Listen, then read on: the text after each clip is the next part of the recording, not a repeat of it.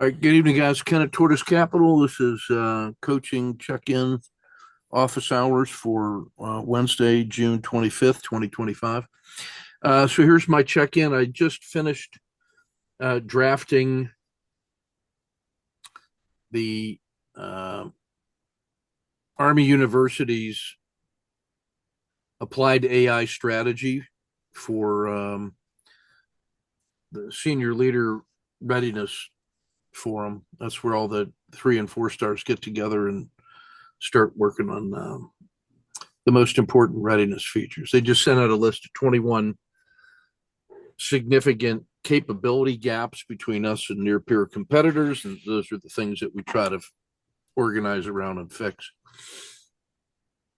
About 3 of them are explicitly dealing with artificial intelligence leadership and implementation.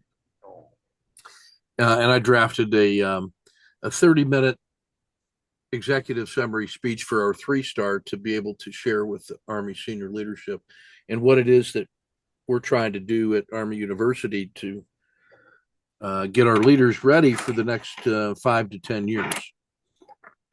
That was the result of the work I've been doing for the last 18 months. And really, the last 3 months, I've put a full court press on this and had reviewed about 4,000 academic papers, read 1,000 of them, and analyzed that 1,000 using AI to help me.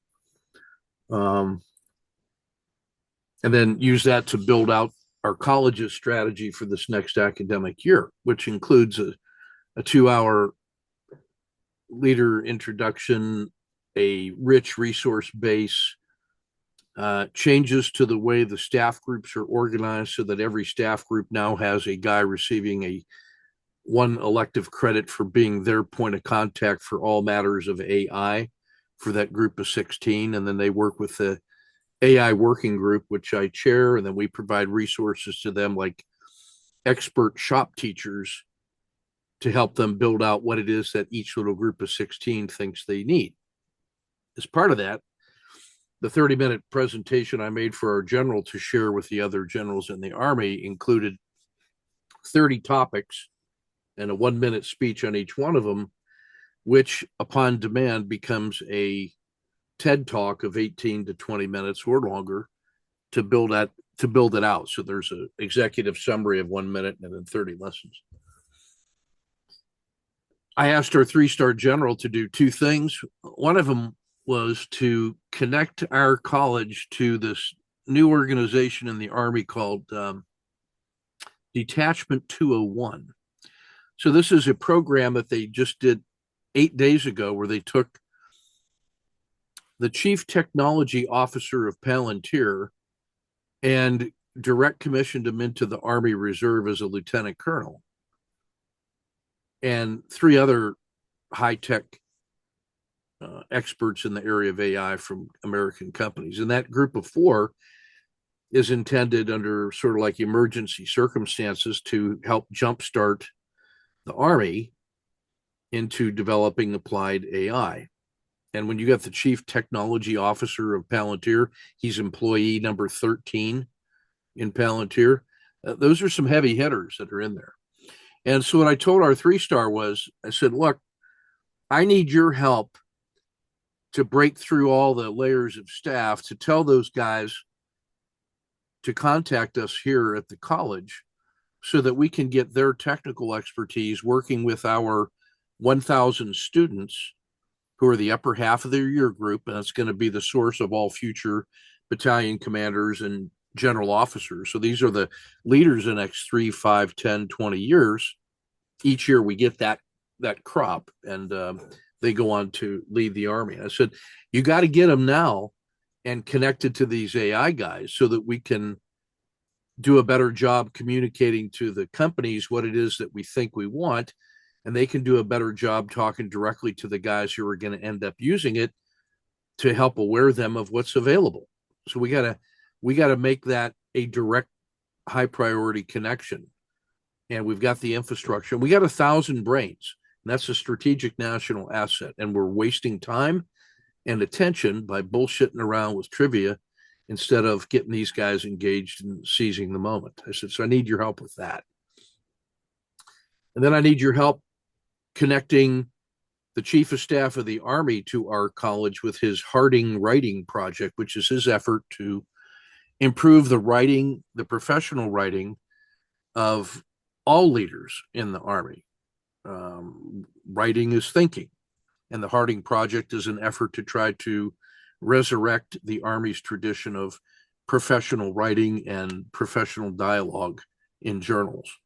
I said, so what I need you to do, sir, is to have him set aside a special area in the Harding Project for the output of our work in this building, because these are the leaders of the future and they need to get visibility on the things that they're working on. We need to quit screwing around with academic papers and start writing papers on those 21 gaps that you senior leaders have identified.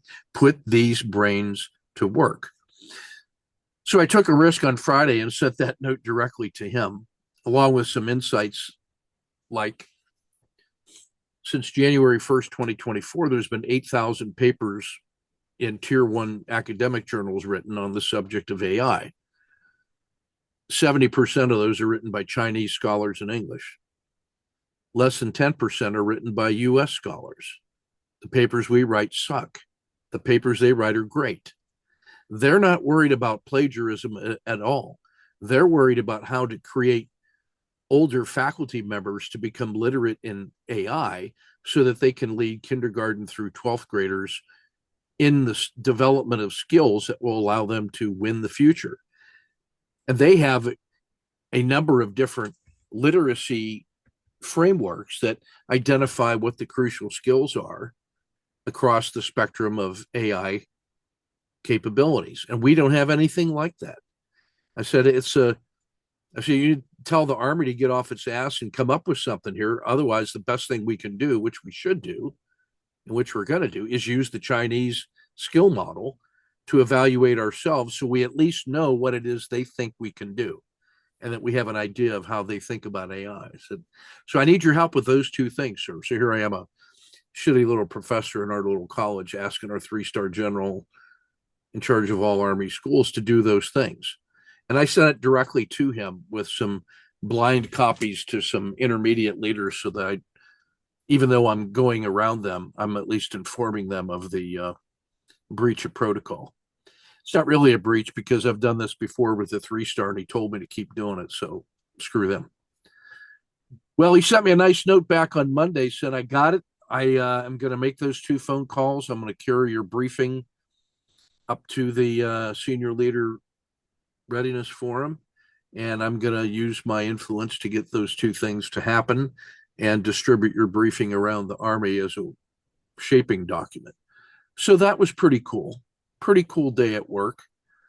That allowed me to finish up the lesson that I'm doing, because now that I have his permission to quote him and to put words in his mouth, I sort of have freedom to run amok. So while I was basking in the glow of that, I take a look at Google's Notebook LM, and this will be of interest to you guys. What a good benefit you're about to get. They have just implemented a feature in Notebook LM that allows me to share my Google Notebooks with other people. So here's what you're going to get as a reward for putting up with me flapping my gums on all this AI shit. So I've got a Google Notebook that's named the 5 frames for traders, and it has 125 million words that are organized, cross-referenced, detailed as sources, and it includes everything I've ever written, said, coached, recorded, researched, collaborated on, investigated with respect to trading over the last 40 years, and then cross-referenced, queried, integrated, summarized, compressed, expanded, and continuing to refine that fucking thing. Pardon my language. What that's going to allow you to do is to essentially do unlimited Q&A with my better brain at any time you want, because I'm going to give you guys access to the chat window version of that. And I can let you get in there and fuck around with the references and all that. But you can ask essentially unlimited questions like, hey, Ken, tell me what you've ever said about risk management in all its different forms. Done. Hey, give me a mind map of your complete ecosystem of ideas. Done. What do you think about this or that or the other thing? And it's essentially what I do now when I get questions from coaching, or I'm thinking about things, and so, or somebody sends me a note, I always kind of go back and check there to make sure that I am not forgetting anything. It is essentially my second brain for all things for applied trading. So you're going to get access to that by being in the coaching program. I'm also going to give you, I built two more giant notebooks of similar size. One on just AI in general, which includes about 50 different AI skill courses that I've taken and downloaded the materials into MP3s and PDFs and put into a giant repository about AI.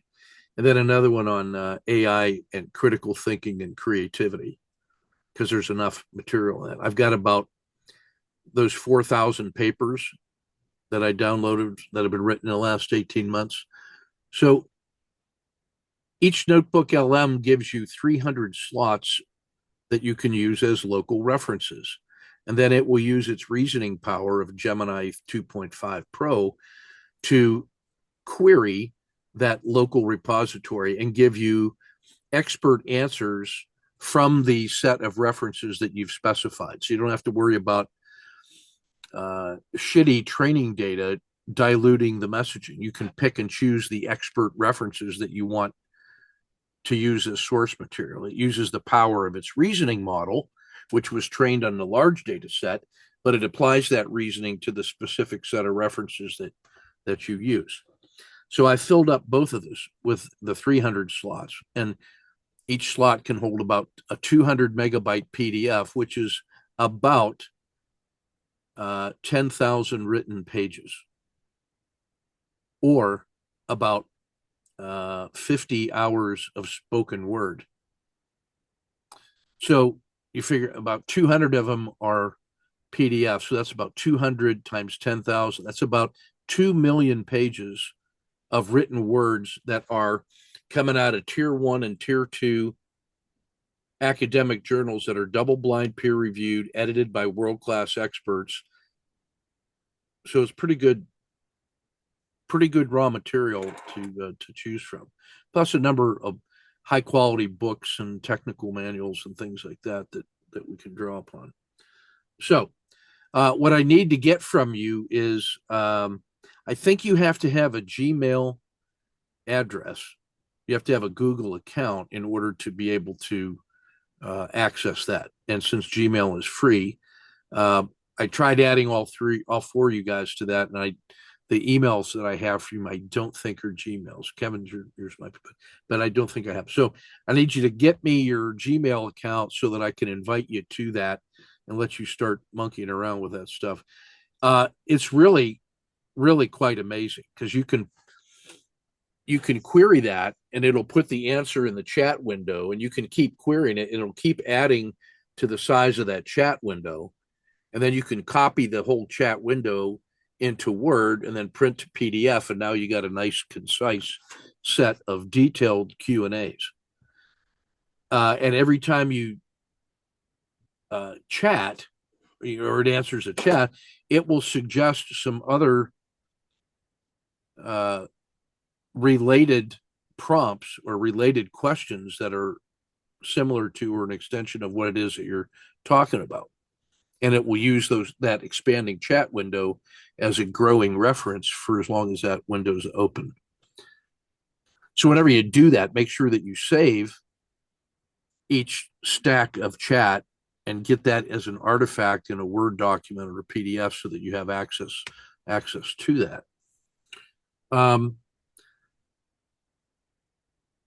Something I did with that 30-minute speech that I made for the general, it's about 15 slides and about 30 different topics, and it lasted 30 minutes. So I can take that, I save that as an MP3 and drop that in as a resource, as a source inside the window. And then it makes a mind map for me and does an executive summary and produces training material and Q&As and baseline framework, which I can use as handouts for the college. So how they can do that for free, I don't know. I'm not going to question it. It's just so the people who use the service. But I about fell out of my chair when I saw what that meant. So here's what you're going to get as long as you're in the coaching prep. You just get access to that. Other people that are not in the coaching program, they're going to pay for access to those references. You get them for being brave and bold. Because among the things that I've used to populate that training set are the MP3 recordings of our work and stack all those. So there's about 500 hours of assorted coaching sessions like this from all the cohorts going back 2 or 3 years, and lectures from nightly podcasts or whatever.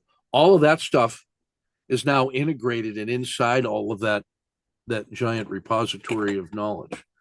So it's really kind of staggering how solid that is. And one of the things that I do when instead of doing work is I'll start clicking on the mind map where we're just clicking on each of the proposed prompts that it suggests and start building long detailed Q&As and explanations and saving those and building giant archive PDFs out of all of those and dumping those back in. So what I've been doing for really about 8 months is just collecting all of those things and then improving the quality of it. Because when you query it and you put that chat answer, it refers back to, creates a link back to the source documents that it drew upon.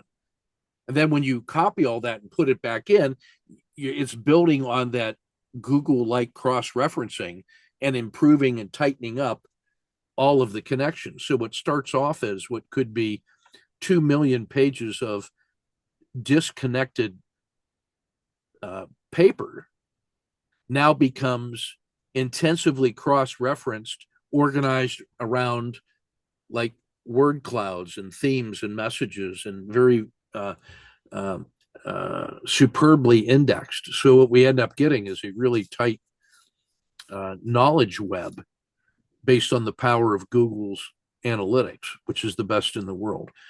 And the engine that they're using to do all that work is Gemini 2.5 Pro, which is the #1 rated large language model on the leaderboard for public large language models. So send me your Gmail account so I can get you registered and you can start monkeying around with that. The answers that thing gives are really quite extraordinary. Like when I'm doing the bulk writer, I'll often just go to that and say, give me 30 topic sentences of typical trader problems that have been reported over the last 20 years from all the work we've ever done. So it'll come up with the 30 biggest problems and say, now give me keywords that will help me investigate the data source to find out possible solutions. Done. I dump that into the bulk writer. Say, now give me, using live search and pulling in outside resources, write me some technical articles that help us understand this better. When I do that, I then can collect all those things, put them into a giant PDF and build out the knowledge reference base even more. So it's not just the things that we're talking about and the things we've done before. By integrating this with live search and current knowledge, especially in Grok and in, because I use live search in Grok as well as Gemini, as well as Claude, we're getting cutting edge material and updates all the time. Like I've got permission from Mark Randall, my writing partner from Alpha Mind, to take the 150 podcast interviews that they've done with leading traders and psychologists from the last 5 years, like Brett Steenbarger and Tom Basso and so forth. About 150 of those 90-minute interviews are all integrated into that knowledge base as well. So I feel like we've got a pretty good window onto the world of professional trading. So I wanted to just share that with you and say, send me your Gmails so I can get this thing. Oh, there you go. Look at you guys getting it all done. Sweet. All right, that's my check-in. Oh, and I'm glad I recorded all that, so I don't have to say all that again. Nice. All right, Dan, what you got? Just back working on my core trading and all the suffering in the heat of Washington, D.C. Yeah. and working on my condo and other stuff. Yeah, the soccer fields here have been hard. The heat index this morning was 105 at 10 o'clock in the morning. Kids were melting in front of me. It was excellent.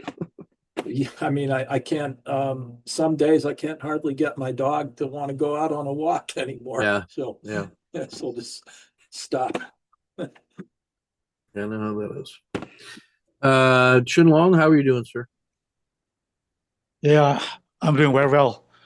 We got a really cool day. I think you got a hot day, right? Yeah. We got a cool day. Very cool. That's it. Yeah, Kevin, same? Yeah, I'm enjoying it though.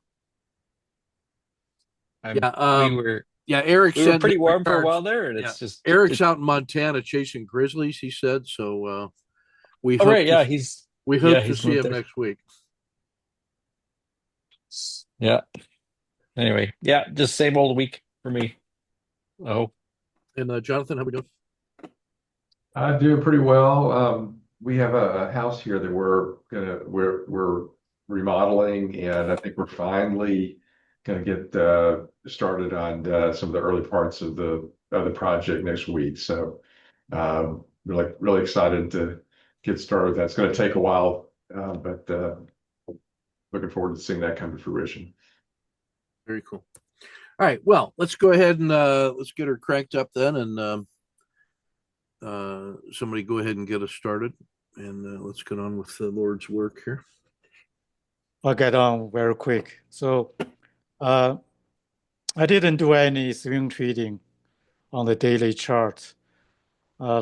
Last week I talked about how do I lost big money for the intraday trading, which is I stay in the trade too long, sometimes didn't get out and add a shares to the losing position.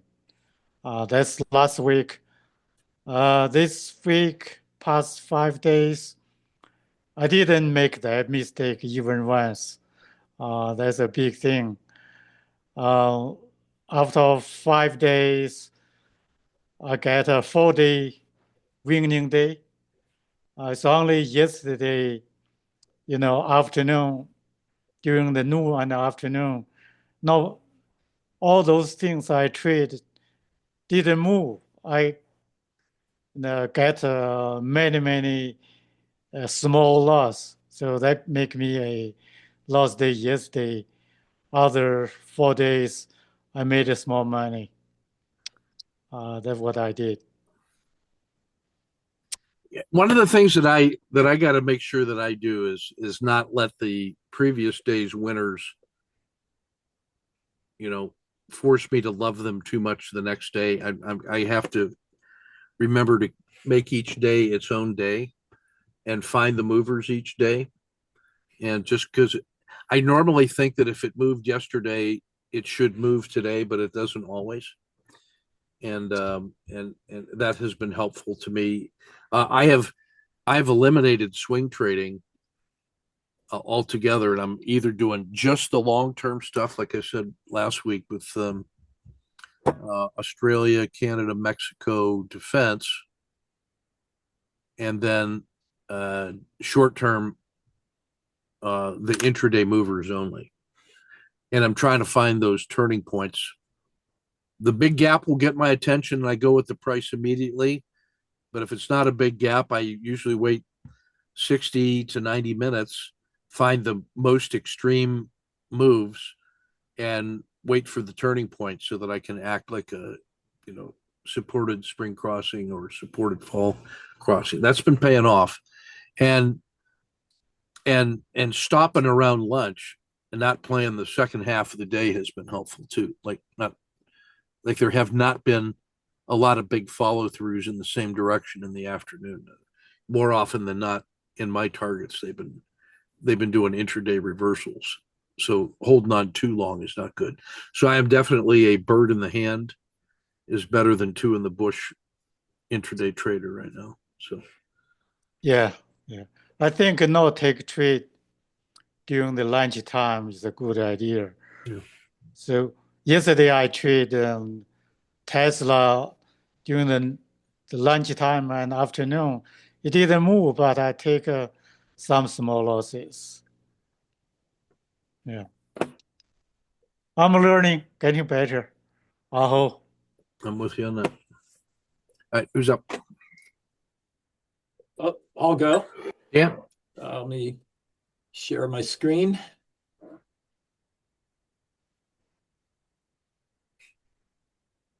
That's it.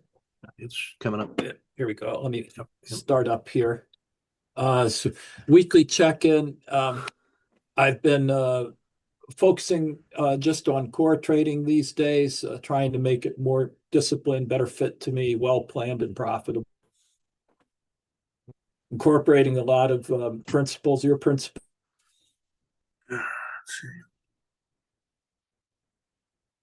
In What is that I had symbol? not done in the past Illumina? with my core What's trading. it? And my stats are it's early days with it, only about 25 close thing I've done in the last 4 years, where I track DRs. So that's very encouraging for me. And so I'm just trying to keep refining it. And I did have one question for tonight. Yeah. It's just based on this chart here. This is a name that I have in the portfolio. It's profitable position.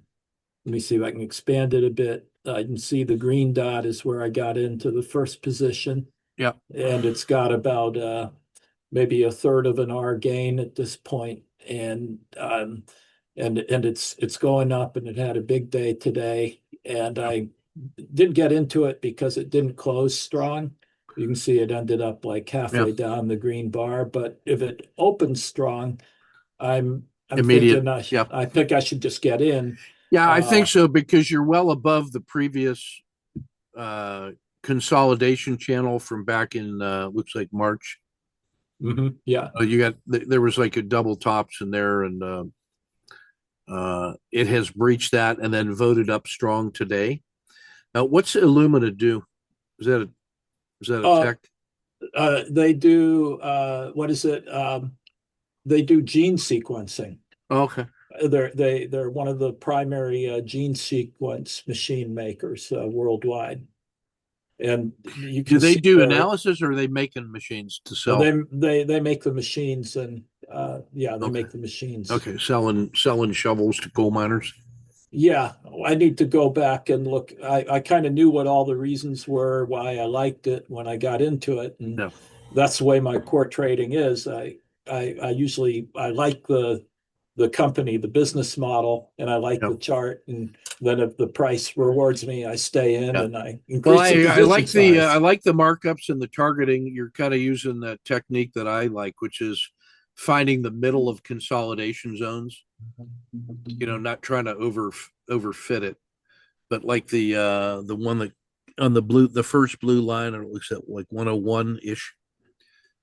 that's bisecting that sideways channel from back in February. So I like where that's drawn. And I like the middle of the doji in the middle of that great big sell off.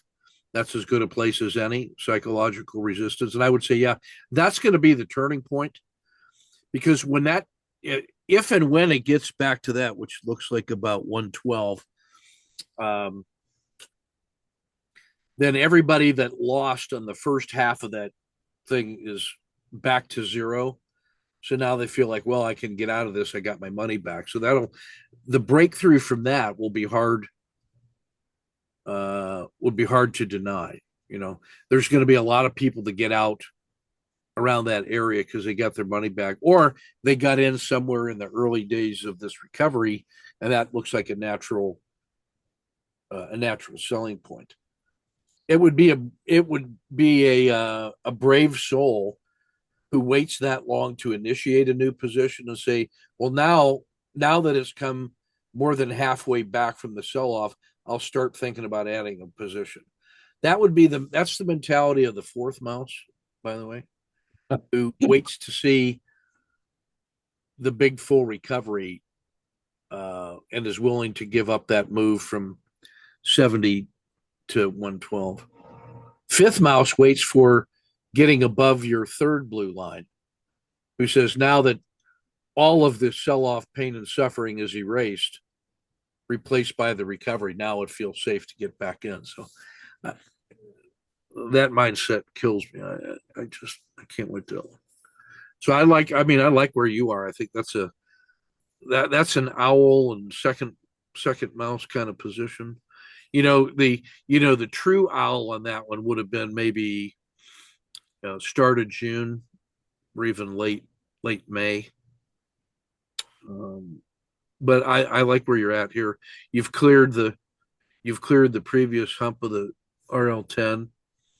It's had 2.5 months of failure to fail and chugging along. And today was a big day. But if you look back at the previous 3 or 4 big up days, there was not much sell off from there. So I think you're okay on this one. The first entry was the breakout from here, and I'd been stalking it for a few days, and now that setup I call a Kata 2, I guess, because it had been a pullback. So what's the size of that company? Is that a large cap, mid cap, small cap? I guess it's kind of a small large cap. Yeah, they're large cap, but they're not mega cap. Okay. Yeah, so is he a NASDAQ 100? That I don't know. Okay. So, all right. Well, yeah, I mean, that looks good. I like everything about that. And I don't disagree with the stop. Good. Yeah, as soon as you can get that first position locked in, and that could happen tomorrow. Sure. Yeah. To be in the money on that thing. I like to be in the money as my worst. When the worst outcome is I'm in the money, I'm pretty happy with that. Yeah, because I'm looking for the ability to frame a new position where ideally I can have a larger combined position, but my risk is about the same or less than it was, and I've got more upside, and to be able to have a profit locked in, that's even better. But there's always risk on the new position, but if I'm guaranteed a profit on the combined position, that changes your psychology 100%. It really does. And so what I was looking for was really just am I thinking about entries and I think a second position and third position entries. Yeah, I'm of the opinion that lately, like I would say 6 months ago, I was waiting to get 2R or 3R in the position and then automatically add. What I've been doing lately is almost as soon as I can get an average win, like a 0.6 or 0.7, I'm looking to add the second position quickly, get that quickly to no lose, and then try to milk that one quickly instead of waiting for the extra confirmation, because the follow throughs the last 6 months have not been there. So getting that second position on quick, and then getting a double scoop of goodness has been. Now that makes me get out a little bit quicker on hesitation days, but I've been trying to almost do a 1-2 entry, just quickly, and I'm treating it almost like the first position is half a position in that sense. So just I've been responding to volatility that way, but I like where you're at here, and I think waiting, you're not at any risk by waiting the extra day to see some follow through tomorrow, because it's been more of the case that we've not been getting a series of multiple follow through days in a row. So I think it's better to wait to see it moving on the day that you want to enter, so you get that day one move and earn money right off the bat. And this thing doesn't look like a big gapper, so I don't think it's going to run away from you. Well, if it does, it does. Yeah. Yeah, thank you. Yeah, I think you're in good shape there. Okay. The Okay. how do I get out of this? Stop share. Okay. All right, fellas, next man up. I'll go ahead.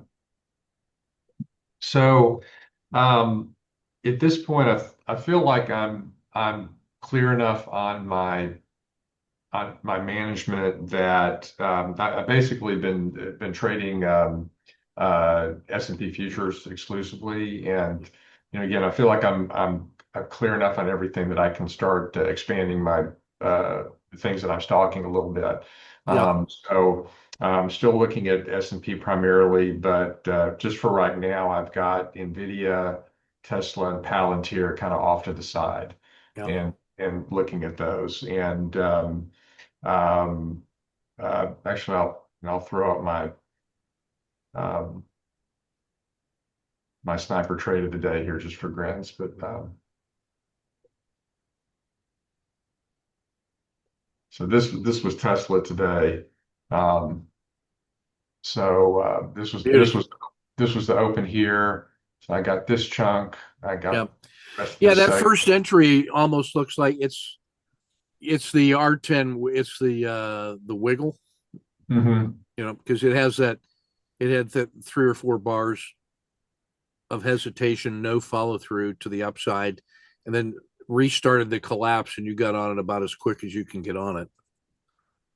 And I like the exit to lock in 1.35, and I especially like the re-entry at the previous bar's low, instead of waiting for the 4-bar low. You got in,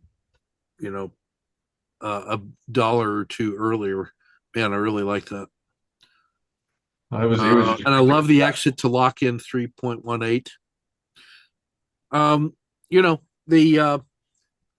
The PSAR flip on this one, almost, there's a logical and natural owl entry right there. There's no need to chase it, but I would just say the big, Tesla's been so good in the last 2-3 weeks that this sell off kind of is a washout pattern. It kind of clears the deck. Mhm. And now there's nobody left panic selling, so the only thing it can do is kind of run. I think if you expanded your MACD river, you would see a very clear set of signals that you can see it on the RL10, and then the RL30. The owl entry on that one is essentially when the RL10 makes the PSAR flip. Yeah, I looked at that. I thought about getting in, and then I decided, Hey, why not enjoy 4.5? Right. Is that, am I so wrong? Does that make me a bad person? Okay, be a bad person. You have permission. That's kind of how I was feeling. Is okay. Let the other guys, enough. let the peasants eat. So Now, what I would say is I would be ready for this thing to recover tomorrow, because what it did, I want you to just notice how strong that VWAP magnet trade is, and it recovered back to the VWAP and exited right there. So I take that as sort of the it just had a sprint and a little recovery run, and now it's ready. Tomorrow to me is a perfect critical state day compared to today's VWAP. Like I'd put a R5 bracket around around today's VWAP, and if it as soon as it breaks out of that tomorrow, I'd be on it in that direction. Because you could make a strong argument why, if it starts selling off tomorrow, just like it did this morning, that would not be surprising. But if it recovered from today's recovery and starts moving back towards 2 days ago VWAP, that's a nice recovery. That wouldn't be surprising. So you've got two potential large moves.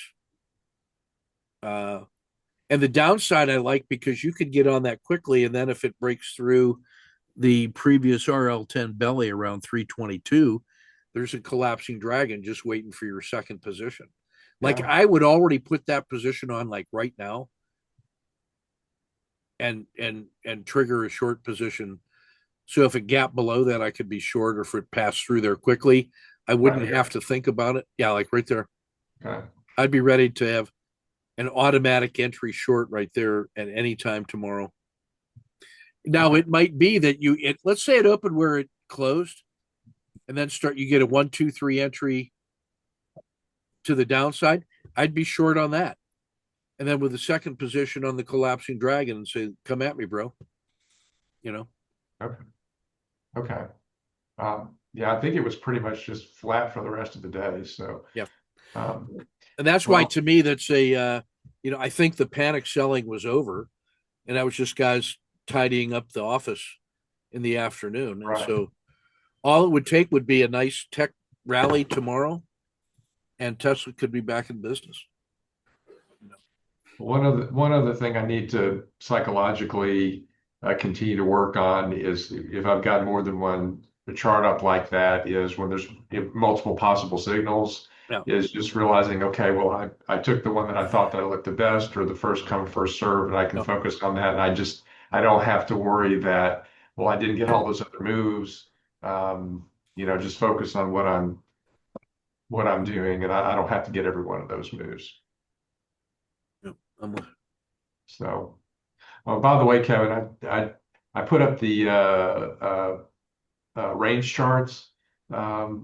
Since last week, I actually put up a tick chart, a range chart, and my 3 minute. In base camp or in campfire. Well, no, just what I was looking at. Oh, okay, yeah.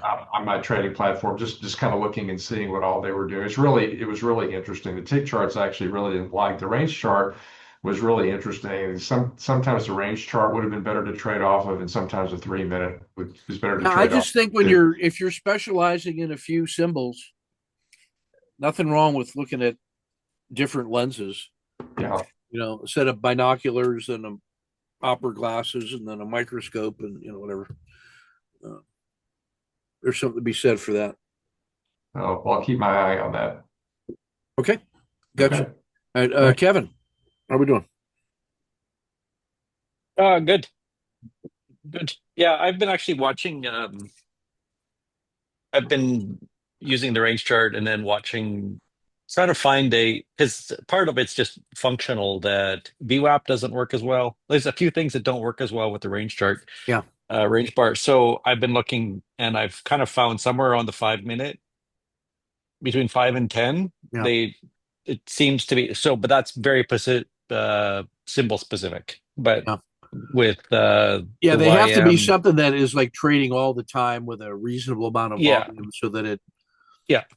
And I found parallels, which I'm watching alongside, so that I can have those alerts and some of the indicators that don't work as well in range bar. But I'm still liking it for my primary entry exit, and then avoiding the skittles in the middle. So it adds challenge, but I think there's some nuance I can get from both. So I'll share. I think I'll share.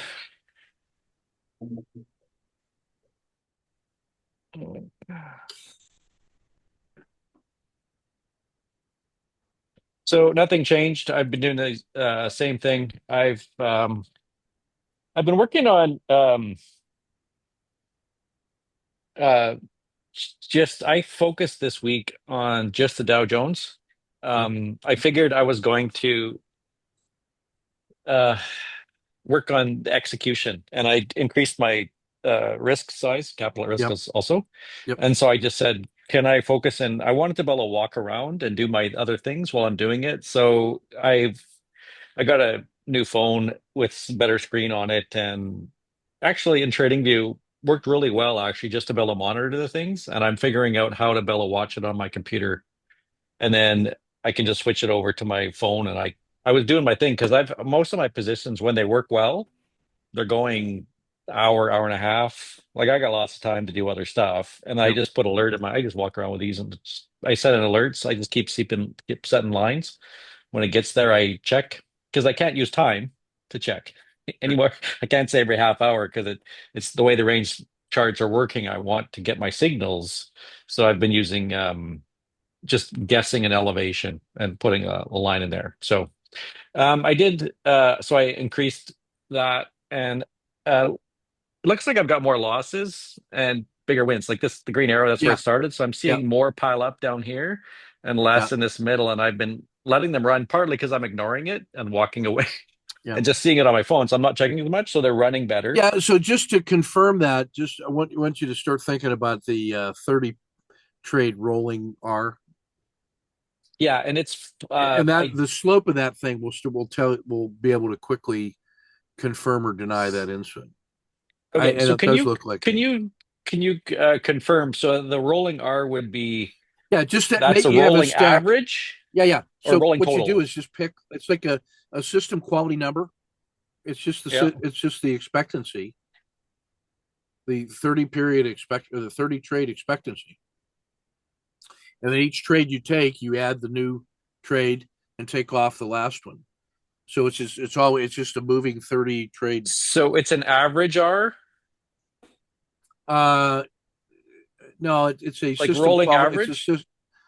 Oh, Yeah. I calculate a What? system quality number for Yeah. 30 days. Okay. 30 trades. Because for 30 30 trades. trades. Yeah. Right. And Okay. So then what do I you, think what you want is and then you want a 30 period Bollinger Band on it for the standard deviation. What that will do is give you insights into both the net average, but then also the volatility inside the trades. Because if you don't do that, your average could be going up, but it might be attributed to a couple outsized winners. yeah. Right.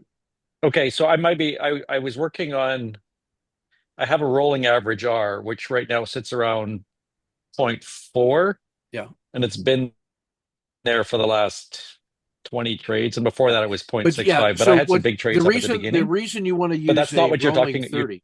SQN. Yeah, Yeah. the reason you want to do a rolling 30 of that is so that if you don't, then like if you're always using your whole data set, it'll quickly converge on the population average, but it'll never give you uh, Whether you're changing. an early warning signal because each next trade is a smaller and smaller impact on the overall line. So you want the 30, and I prefer a 30, 60, 90 to get all three of those curves in there so I can check the seasonality As short term. separate curves. Yeah, you can Okay. actually put 30, them on 60, the 90. same chart. It's the same thing as doing a simple moving average of 20, 50, 100 or something like that. And you can put them all on the same chart. And what it'll do is or like the moving regression lines is another good way to do that, is you get to see the seasonality of it. And the faster one gives you the quicker turning points.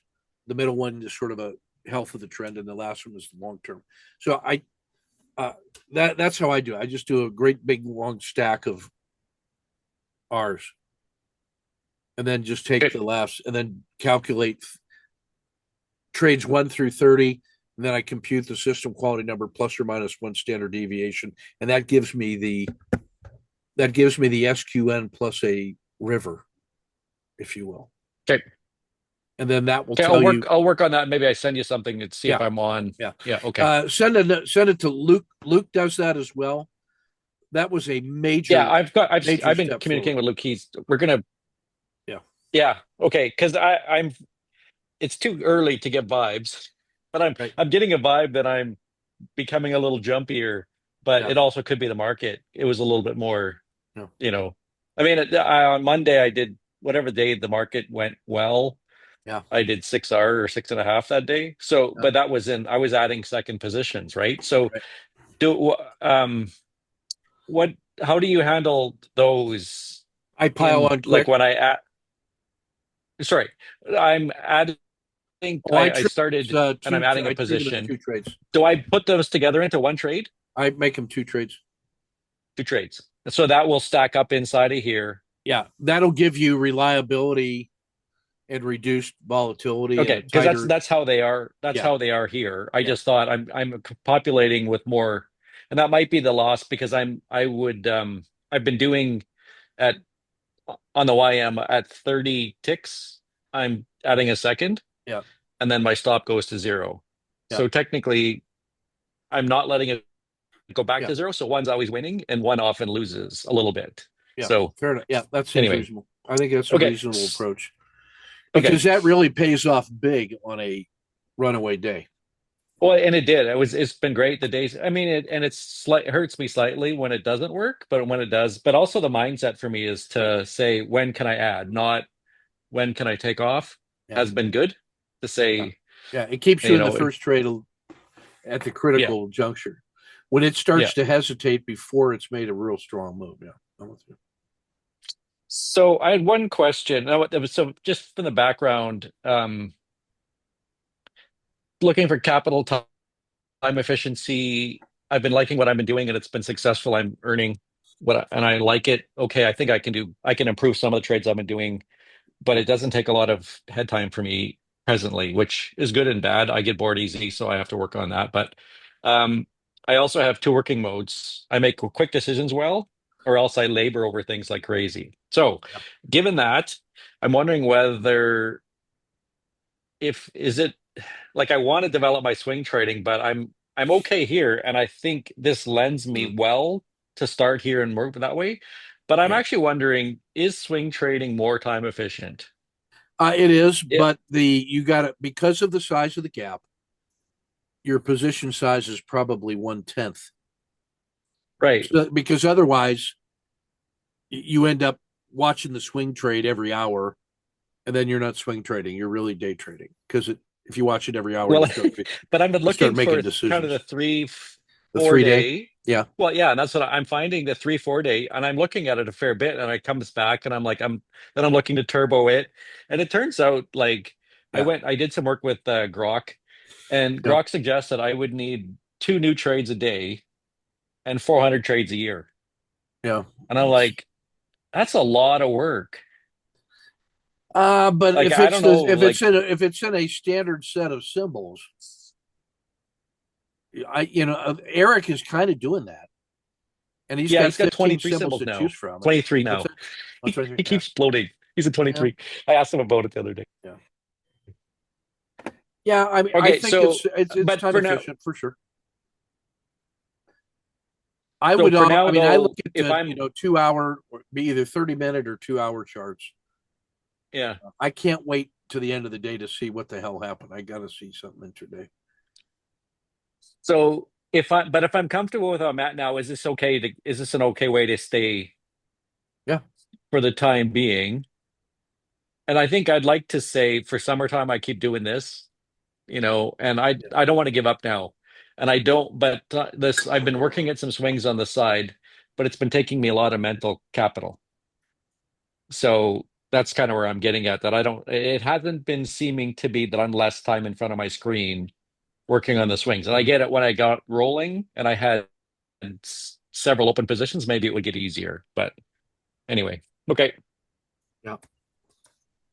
Okay. Last call for Yep. alcohol.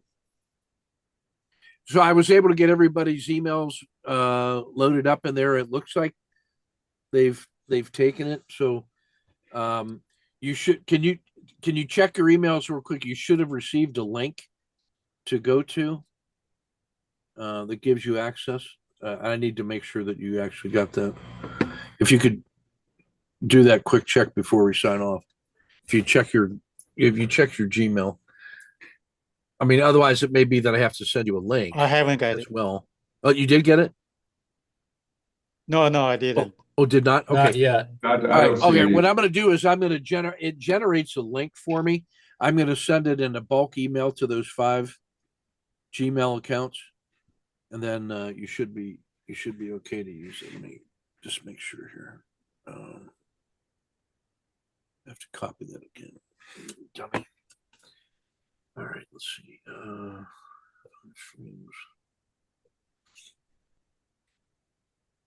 Share.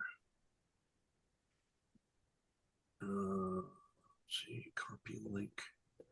Let's try that. I think I can put it in here. All right, try that. Try clicking on that link, and you should be able to access that link. Save that link for sure.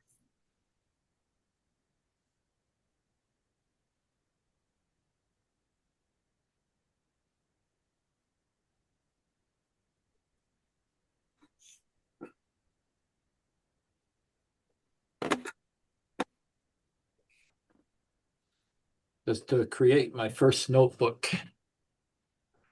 Since I haven't done one before, so I guess I'll do that.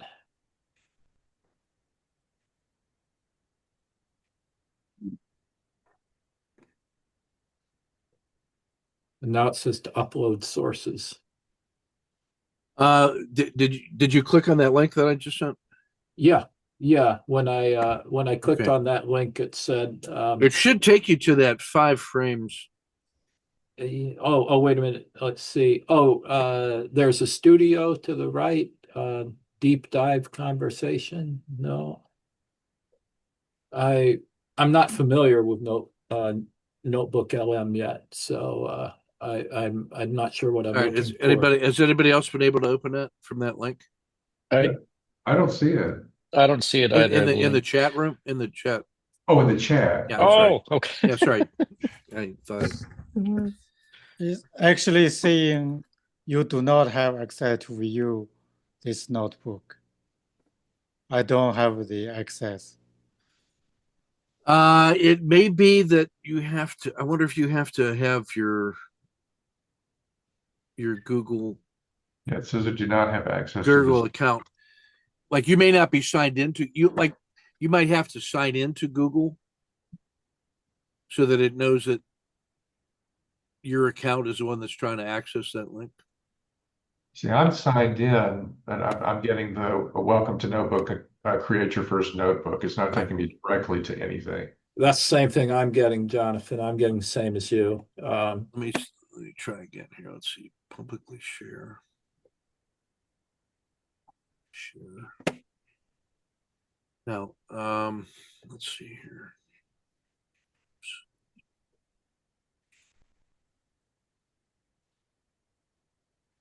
No, I don't see Come me on, in dummy.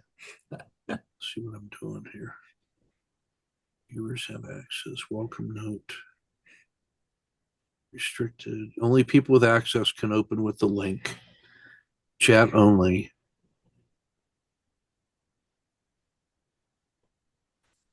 Let's see what that does.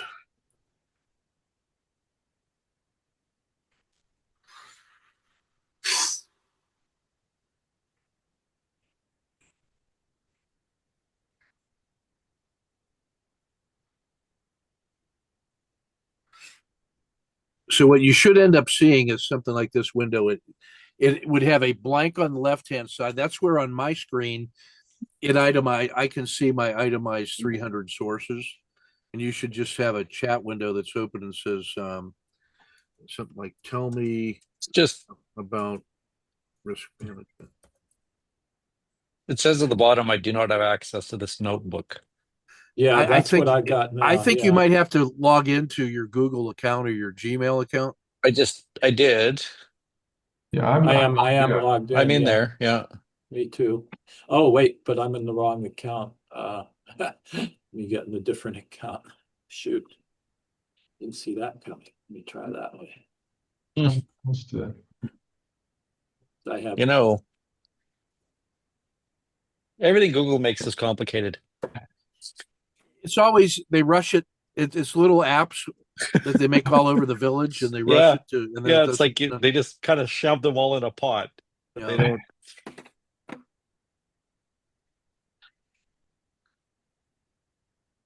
So I don't know how long it's going to take to answer. I mean, because there's so many sources. It's probably taking a long time to answer this question. So we have to, like, is it a subscription thing that we'd have No. to sign on for with them, or? Nope. No, I think as long as you have a Gmail account, you can access other people's paid for subscribed notebooks. Like I have a business subscription to the Google Notebook. All right. So that, yeah. So, um, yeah, it's answering my. So when Now, I click so the here's link, I'm getting what's a. It looks like there's a flash where I see something, and then it switches to another screen and says you don't have Yeah, that's what access. I'm seeing too. All right. Well, I don't want I don't want to hold you too long. At a minimum, what I can also send you, I'm going to send you that link to your Gmail, or maybe copy the link that was in the chat window, and then then log into your Gmail account, and then Try it. try to access that link. Okay. So just as an example, I typed in that the window that you're seeing now is what you should end up seeing when this thing activates. It's just a big chat window. And I said, hey, tell me about risk management. And it took about a minute. And now what it's doing, it's going through all of those 125 million words and it's coming back with a pretty elaborate discussion of risk management, core components, defining R, position sizing, stop loss, reward to risk, diversification, portfolio heat, risk types. There's some pretty good stuff in there. Now, if you click the thumbs up, then that it goes back and rewards that answer back in my database, which is nice. You can copy the whole chat by hitting this little window down there. Then it will also offer at the bottom, define the risk management framework. What is the primary objective of risk management? How does risk management enable opportunity? So it's giving me suggested follow-up prompts.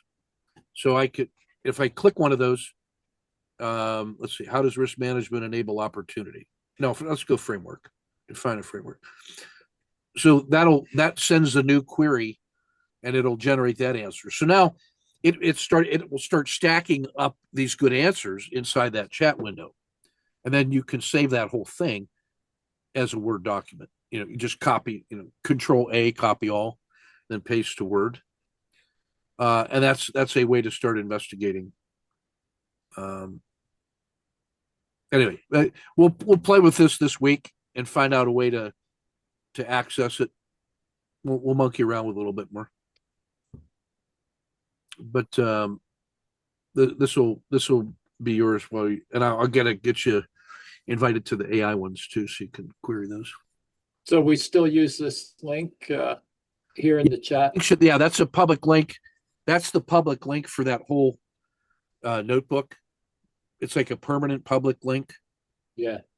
So I'll keep theoretically, working on it. anybody with the Gmail account could use that link to access this stuff. So, but I have it set up that you have to have the link and you have to be on the list. Is the way I think I've got it set up right now. Okay. Well, I'll make sure I'm on the list. I didn't see myself on the screen. I saw a few others. Yeah, just hold on. Yeah, you're in there. Okay, good. I might be having problems with Google too. So I'll keep working on those. Thanks. Really want to try it out. Yeah, looks great.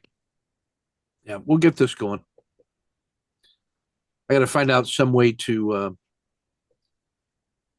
the admin management of multiple people. I got to figure out how that works.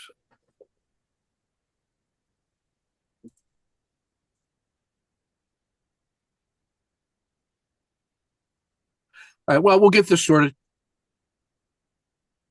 Is Okay, that you, thanks, Ken. Dan Lot Trading Markets? Or no, Dan Blum No, Gmail? dan.bloom@gmail.com. That's me. Yeah, you Okay, should so be I'm in there there. now. Awesome. Thanks. Yeah.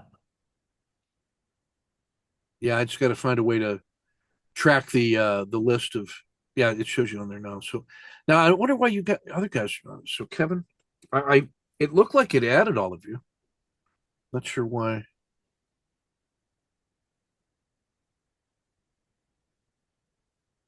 No, let me keep playing with this. I'll get you all added tonight. Appreciate it. Yeah. Yeah. All right, fellas, that's everything I got for now. We'll get this going. Okay, And- thanks, Thank Ken. you. Good All night. right. Thank you. Yeah, Good night. take care, guys. Good night.